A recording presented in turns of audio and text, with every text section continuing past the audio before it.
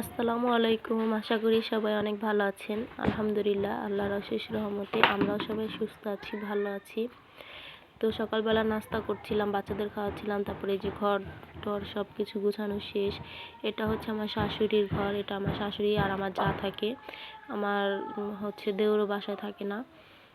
যা, যার মেয়ে আর আমার শাশুড়ি থাকে এই ঘরে, আর আমরা থাকি আরেকটা ঘরে।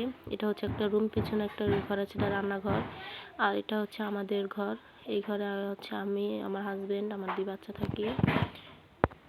এদিক দিয়ে সকালবেলা সব কাজটা শেষ করে বাচ্চা আবার ঘুমাচ্ছিল, তখন বাজে প্রায় 10টার বেশি। তারপর ভাবছিলাম যে একটা চারা গাছ ছিল, তো এই গাছটা লাগাই। এটা হচ্ছে কমলা, চাইনিজ যে কমলাগুলো থাকে সেই কমলার চারা।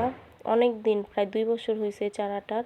ভাবছিলাম যে লাগাবো করে আর লাগানো হয় না। নিজেদের জ্বরগুলো কেমন হয়ে গেছে, এর জন্য ভাবছিলাম যে একটু লাগাই। আজকে সময় করে এটা লাগাচ্ছিলাম, আর জানি না এটা এখন কেমন হবে। তো সকালবেলা একটা সংসারে কিন্তু অনেক কাজ থাকে, সব কাজ সংসার গোছানো অনেক কষ্টের। অনেক হাজবেন্ডরা মনে করে যে বউদের কী কাজ, বাসায় কী কাজ থাকে, কিন্তু আমি মনে করি যে তারা হয়তো এক কাজ নিয়ে ব্যস্ত থাকে, কিন্তু একটা সংসারে কিন্তু কাজ অনেক বেশি। তো এদিক দিয়ে ডাল হয়ে যাচ্ছিল, ডাল সব, ডাল রান্না করব, ভর্তা বানাবো আর ডিম ভাজবো।